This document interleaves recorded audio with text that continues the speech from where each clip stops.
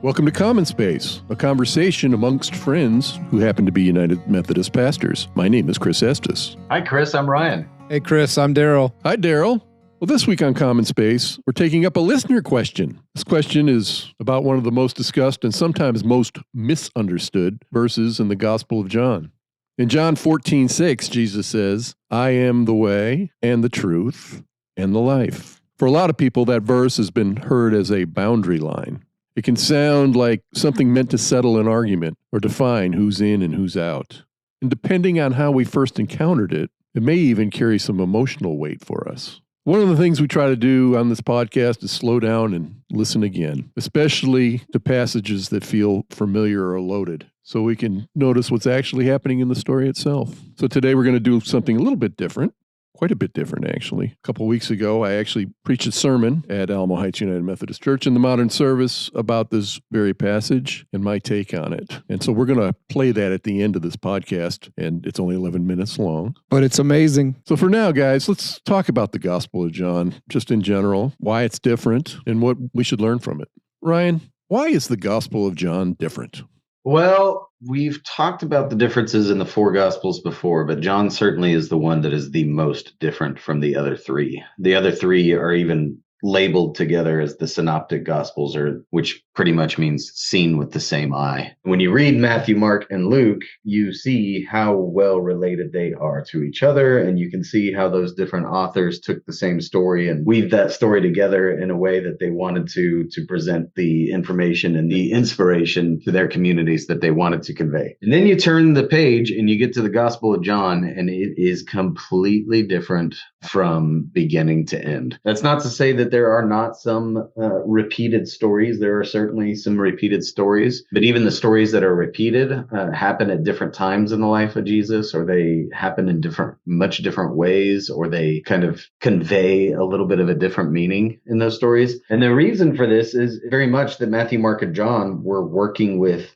similar traditions to one another. There's a few different ideas of how it worked out, but the most general and most simple way to understand it is that it's most likely that Mark wrote first, and Matthew and Luke took Mark and kind of told their own story using Mark. John does not take any of those three and just tells his story of Jesus in the way that he wants to, without really much consideration for the other three. And the story is radically different, and John has a different point to make, and John is living in a different world than those three were living in, and had different questions, and his community was facing different things. And so John ends up looking nothing like the other three. I would add to that, keeping what Ryan's saying, that general rule is that this is the last of the four Gospels we have that was written 60 to 70 years after the life of Jesus of Nazareth, which is a long time. And even the way that this Gospel opens when it says, you may have heard this before, in the beginning was the Word, the Greek word there is logos. In the beginning was the logos, and the logos was with God, and the logos was God. And right out of the gates, the writer of John's Gospel is telling you what kind of reading you're picking up. He is not beginning with a genealogy. He's not beginning with a birth narrative. He is beginning with a theological statement that points you right back to Genesis. It also begins with the words "in the beginning." So he's telling you right out of the gates, you are picking up a theological treatise, not a historical document. Yeah, and that's kind of what the ultimate aim of John is well, the writer of John even names kind of the purpose is,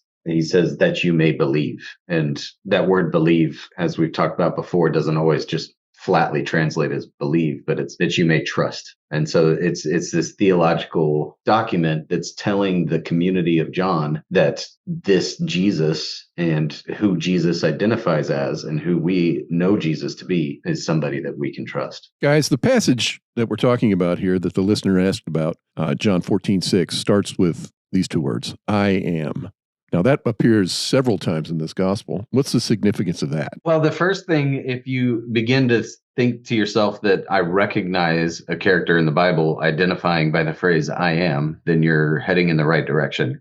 So when you read the Torah, you see the name of God is given to the people of Israel, and it's YHWH is kind of the way that we transliterate it into English from the Hebrew. But in the original language, that name is what is used for God, but it's not even actually the name that God initially assigns to God's self. God actually says Eye, Esher, Eye, which has some of the similar letters, and this Yod-He, Vav-He, YHWH is taken from this phrase, but it's actually a longer phrase when God self-identifies there. And Eye, Asher, Eye can mean a few different things. Most basically, in the way that most of you probably understand it, it's I am that I am. But there's also some questions about tense in it and kind of relationship. And so it's a statement of I will be what I will be, or I have been what I've been. Some people take it to be much more relational in that I am the one that's with you. Like I am the presence. I am here. I'm present in this moment. And so that becomes the name that the God of Israel is known by. And when the God of Israel sets the people free from their slavery in Egypt and leads them on their journey to promise, you end up seeing this phrase repeated throughout Torah. And it's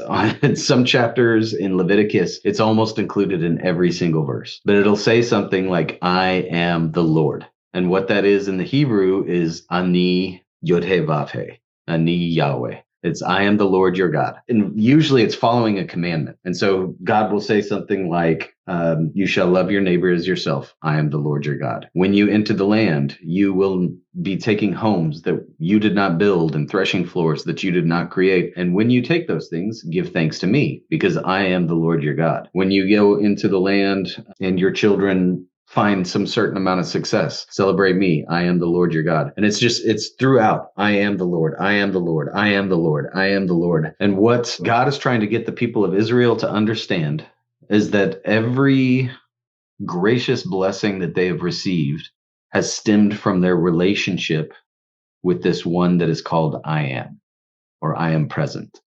That everything that is good, and even everything that is difficult to do that God calls them to do, is done because of the relationship with this God. And this God specifically is the one that repeats over and over, I'm the one that sets you free. I'm the one that sets you free. I am the one that sets you free. And so when Jesus uses this word, I am, to introduce himself and to say something, he's saying something about who he is and what his mission is. And it's not just a claim to divinity, but it's also kind of a purpose statement. If I am is the one that sets people free and is present, then this Jesus is the one saying, I am the one that is giving you freedom, and I am present, and I am here, and I am embodied. Yeah, I think what I would add to that is first a confession, right? And Chris, you opened us with this, and I know you're going to bring the teaching at the end that helps us kind of resolve this, but the confession is the phrase ripped from context of the Gospel of John, I am the way and the truth and the life. No one comes to the Father except by me, gets misused tragically to exclude people and to set up a boundary that says that because this text is in the Bible, because this is from the Gospel of John, and John knew Jesus personally, that this is Jesus setting up a test or a restriction saying, only if you're a Christian or only if you believe what I've taught or only you believe in me will you get to the Father. And that's just not what's going on here at all. It couldn't be farther from the truth of John's Gospel to rip that out of context. First and foremost, we have to say this I am statement is one of many. There are 7 I am statements in the Gospel of John, and that's not a coincidence. That is John, the writer of the Gospel, using a number that conveys completeness. 7 conveys wholeness. It means the fullness of the divine. And so John's using 7 statements on purpose. And so if you're going to just go to the I am statements, then we need to take them all together and not just one apart. And then also, if you zoom out, John's not writing this gospel to exclude. John is writing this gospel to include everyone and everything. So to rip that one out of context and say it somehow sets up a boundary just disregards the work in which it exists, number one. But also there's some historical problems. Let's say you were a biblical literalist and you want to say these are the literal words of Jesus quoted 70 years after the life of Jesus by the literal disciple of Jesus. All of that's hard to prove, number one, but even that, Christianity as an organized religion didn't exist when this was written. So to say that this was some kind of faith test, are you in the right tribe? Do you believe the right things? Do you follow the right doctrine? The doctrines don't exist yet. They're not there. There's no test there. It's not a statement of exclusion. It's actually a statement of inclusion, which makes sense when we think about the way the rest of the gospel is structured and what John's doing. Something that's been really helpful to me is the work of a scholar named Douglas-Klotz. He does his research and writes on the premise that if Jesus said anything, he would have said it in Aramaic, that was the daily language of Jesus and the people with whom he did life. And when you look at these statements in Aramaic, it's even more fun than it is in Greek or English. And he pulls out the reality that if you say the I am phrase in Aramaic, what you say is inana. So ina is I, right? If I just wanted to say I would say ina. But when Jesus utters this phrase, I am, in Aramaic, what he says is inana. And there are plenty of places where I gets used and it would just be ina. But here in this combination, it's like saying I. And Klotz points to this being the reality that in the ancient mindset of the Semitic people who wrote and heard this gospel, there were no being verbs. There was no am or is or are in the language, nothing to point to a fixed state or identity within time and space. To their mind, everything is in motion and everything's changing and evolving. And that sense of self, of the small me, only comes from the larger self, the larger I, which is God. So when you say inana, it's like you're saying lowercase I within the uppercase I. It's like you're placing your consciousness within the larger consciousness of God. So you're saying I, and you're reminding yourself that your little I is connected, is one with the big I that empowers all of the little I's of the universe. So it's actually a statement of connection and a statement of oneness and not a statement of exclusion. So if this phrase I am is being used to point us back to Moses and his encounter with the divine at the burning bush, and it's also being used to introduce to us a unit of consciousness, what does that say about these statements? I am the bread of life. I am the light of the world. I am the gate. I am the good shepherd. I am the resurrection and the life. I am the way, the truth, and the life. And I am the true vine. Yeah, what I love about that question, Chris, is that when you just read them for us, what we heard is a bunch of metaphors, right? Jesus isn't saying I'm literally a loaf of bread. Right? He's saying I'm the bread. He even says I am the bread of life. I don't know. He doesn't, John, say that you have to eat my flesh and drink my blood. He's making this real concrete. Yeah, but I mean, a good metaphor should play with your imagination, right? But this one, I am the way, the truth, and the life, exists within that other list of metaphors. I am the light of the world. I am the gate. So, I mean, when I hear that I am the bread of life, I hear I am the ground of nourishment. I am that which sustains you, right? Just like bread sustains you. When I hear I am the light of the world, I hear I am the awareness. I am that which illuminates and which everything appears. Ryan, what do you hear when you hear I am the gate? Well, what I hear in these I am statements, the piece about the unit of consciousness is absolutely about who we are and where we are in this exact moment. But I think the connection then to the story of Israel is something that tells us that this is the same God that has been doing the same work for us and with us from the very beginning of the story. And all of these different things that Jesus says, he doesn't just leave it at I am. He doesn't just make his own identity the same identity as this God of Israel, but he says something like, I am the bread of life. And he says it in such a way that, I mean, it's I am. It's not even I'm like the bread of life. Follow me and you might get some sustenance. It's I am the bread of life. And if you follow the story of Israel, almost everything that Jesus says within these I am statements is something that is directly connected to their wilderness journey. They needed bread when they were in the desert to survive. They needed a pillar of fire by night and a pillar of cloud by day to lead them the direction they need to go. The gate and the good shepherd, these are two I am statements that happen just within a couple verses of each other. But the story of the leaders of Israel being shepherds is a story that is told throughout the Hebrew scriptures, starting with Torah, and then, eventually getting to Ezekiel, who says that these leaders have become piss poor shepherds and are not taking care of the people. And so when Jesus says, I am the gate and I am the good shepherd, I'm the one that is going to lead my sheep to food and sustenance and liberation. I'm the resurrection and the life. That the passing through the waters of the Sea of Reeds was like a death and a new birth. I'm the way, the truth, and the life, as you will hear. So no spoiler alerts, but it's not just a way in the sense of I have to believe, like a roadmap. It's more like a roadmap than I have to believe a certain statement. I am the true vine. I am the true vine is a statement that says, I am the one that gives you sustenance in every moment. Like the branches have nothing without a connection to the other vine. And so the connection with the story of Israel is that this isn't something new. Yeah.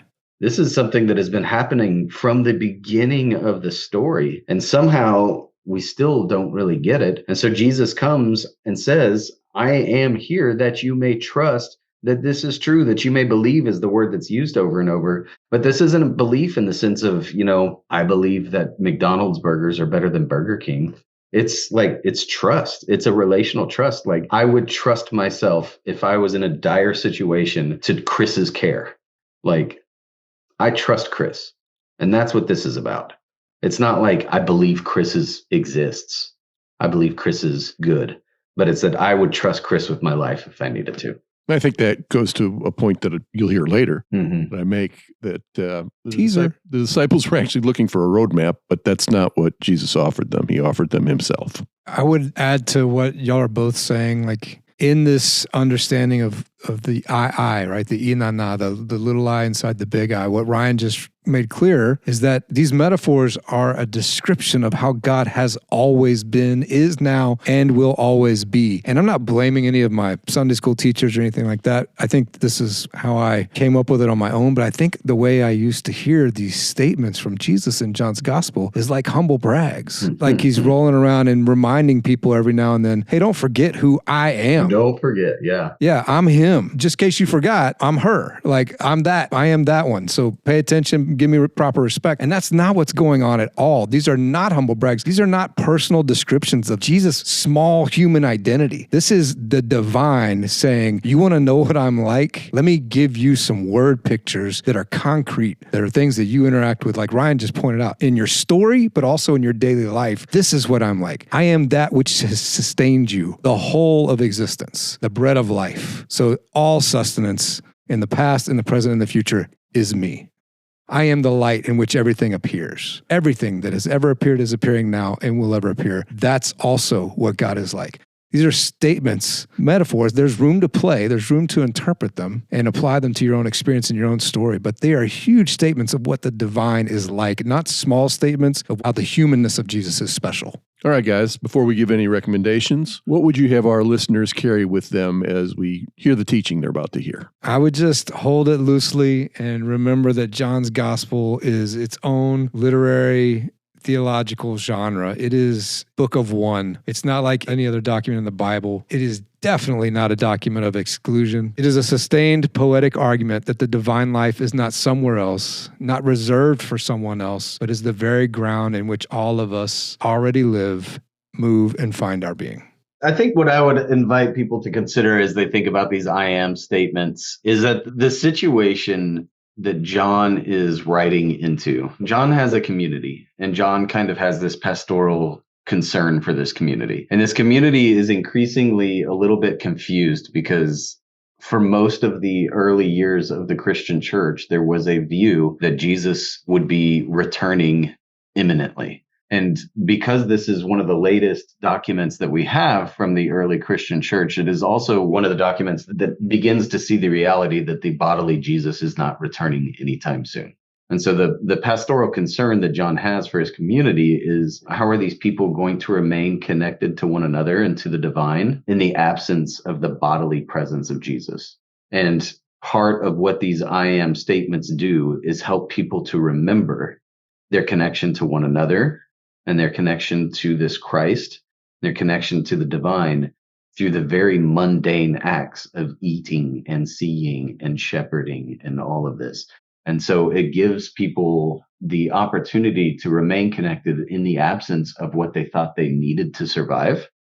And then part of what John is also doing is inviting them to spread that awareness, inviting them to help other people see that abundant life is possible. That's another statement that's made in this, is that Jesus says, I have come that people may have life abundant. And it's not the prerequisite for abundant life and for connection is not the person, the bodily Jesus standing in front of us, but it's us counting on and trusting that the things that Jesus said are true, regardless of whether or not Jesus is sitting across the desk from me. Recommendations, fellas? I've already quoted it, so I would point you toward Revelations of the Aramaic Jesus by Neil Douglas-Klotz. I don't know. We may have even recommended this one before, but the Bible for Normal People. I've put out a series of commentaries, very short, approachable commentaries on different books of the Bible. And they have one on John that's written by Jennifer Garcia Barshaw. And so I recommend that book, John for Normal People. I'm sure I've recommended this before, but The Universal Christ by Richard Rohr. And my second recommendation is to listen to this teaching called The Way Looks Like Love. During the season of Lent, we've been walking through the 7 I am statements in John's gospel. Jesus says, I am the bread of life. I am the light of the world. I am the good shepherd. I am the resurrection and the life. I am the vine. And as we heard from Reed last week, I am the gate. And today we come to perhaps the most famous one of all. I am the way, the truth, and the life. One of the things that makes these statements so powerful is that every one of them is a metaphor we can actually experience. Bread you can taste, light you can walk in, a shepherd you can trust, a vine you can be connected to.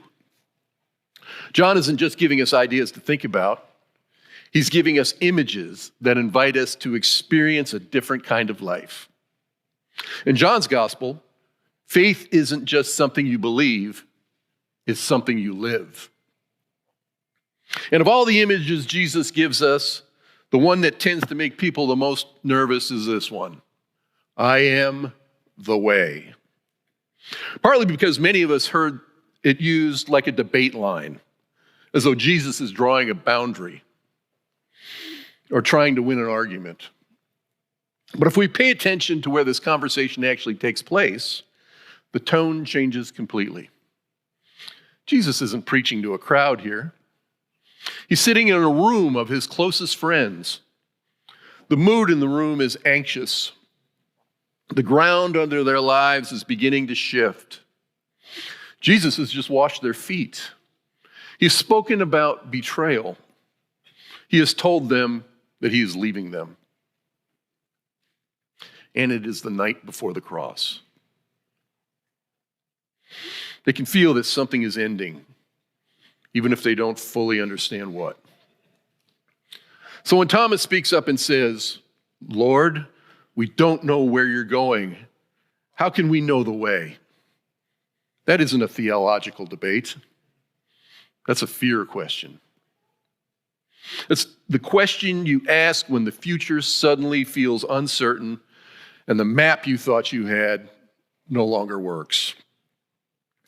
Thomas is simply saying what all of us have said at some point in our lives. I don't know where this is going. How am I supposed to find my way? The disciples were not looking for a doctrine.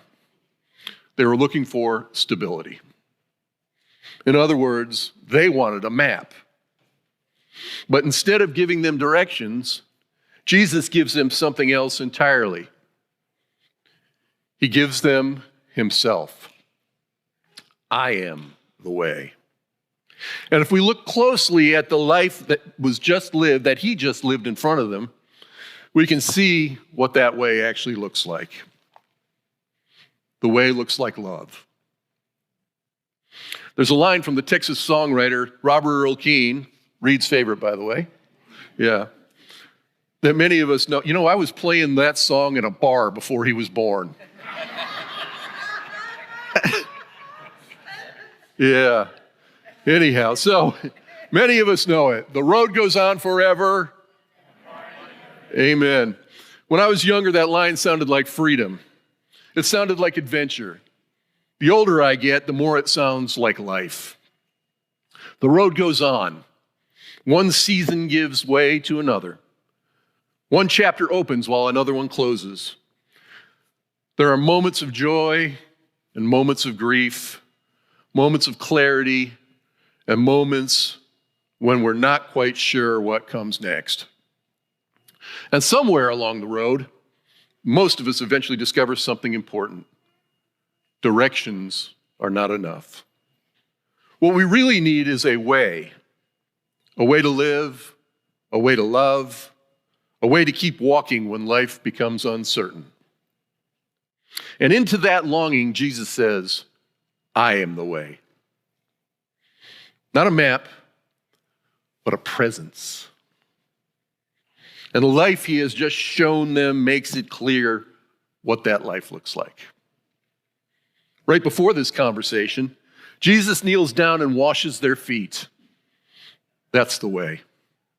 Not power and domination, not control over outcomes, but love. The way looks like love.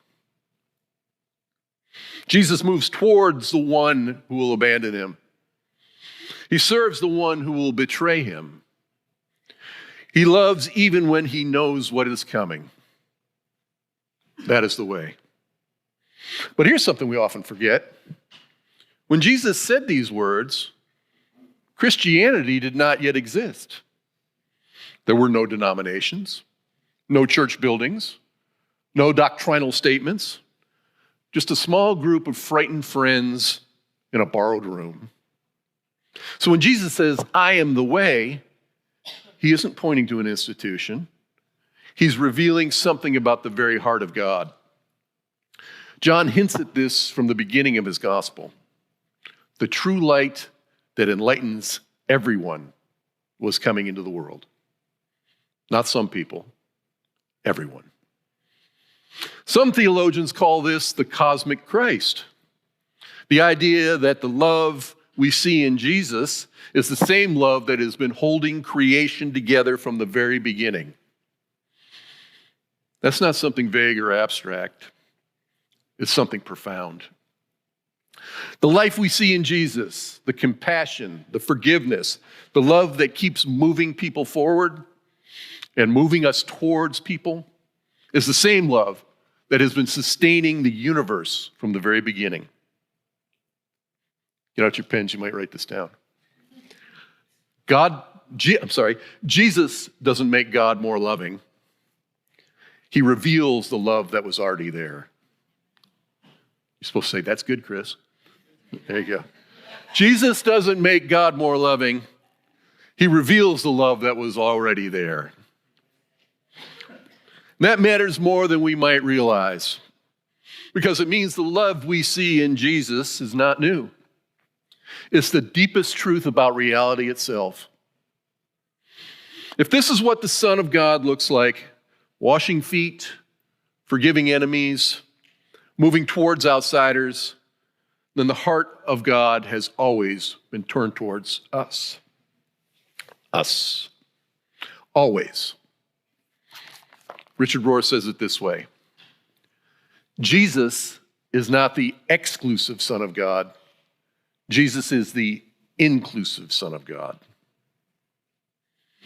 Not meaning that Jesus is less central, but that in him we see what God has been like all along. A love that includes, a love that restores, a love that keeps moving towards people. The way looks like love. I remember being newly sober and confused about my faith. Someone asked me, do you know Jesus? And honestly, I didn't know how to answer that question. So I asked a man, actually I called a man, Joe W. For you younger people, it might be a strange reference here, like calling and talking to somebody on the phone. I know that's a strange reference, you know. So I called Joe. And honestly, I didn't know how to answer that question. So I asked a man who had been walking the road to recovery longer than I had. Joe W. told me something I have not forgotten. He said, if you want to know Jesus, then if you're walking into Club 12, which is our AA club here in town, if you're walking into Club 12 and you see a drunk laid out on the sidewalk, do not step over him to go lead the step study meeting. Help him up, invite him inside, and buy him a cup of coffee. Then you'll know Jesus. Now, that doesn't mean we're supposed to rescue every person we see on the street. Recovery has taught me that sometimes people have to find their own bottom. But what it does mean is that when love is right in front of us, we don't step over it to look religious.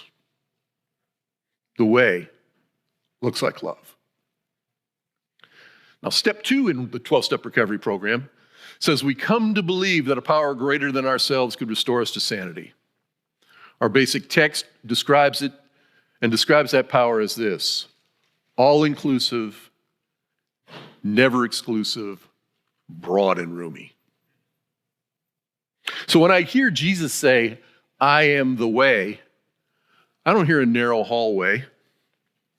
I hear a life wide enough for anyone willing to walk in love. The way looks like love.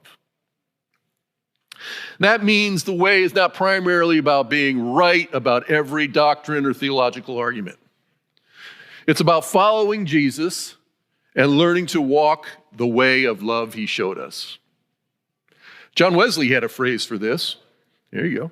He called it holiness of heart and life. It's the idea that over time, the love of God shapes us until that love begins to show up in the way we treat people. Another way to say this is that we were being led by love to love. We are being led by love to love. So we start learning to recognize where that love shows up. We learn to hear the voice that sounds like compassion, and we try to follow that voice imperfectly, but honestly. In recovery, we might call this a practice of step 11, seeking through prayer and meditation to stay conscious of God's presence and to follow the guidance that comes.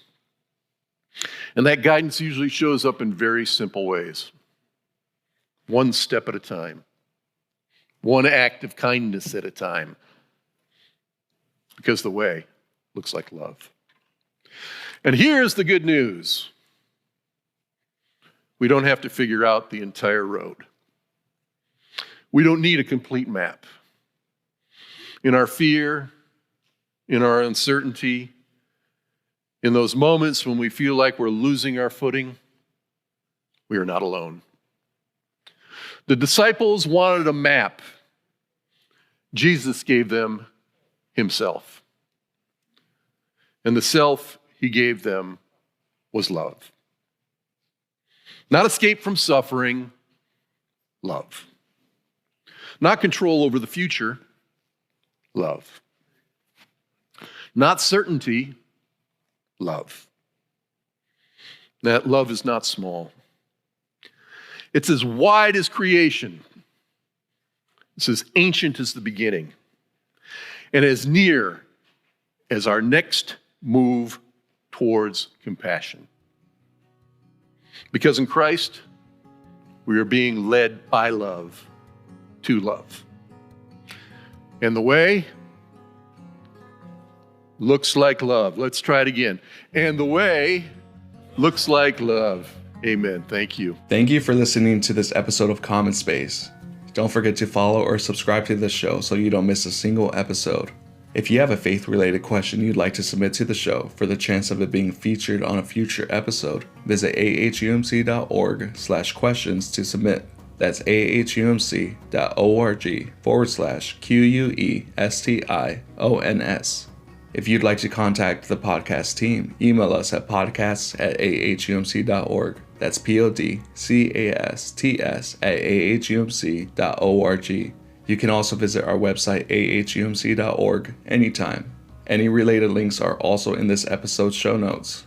Again, thank you so much for being a listener. We truly appreciate your time.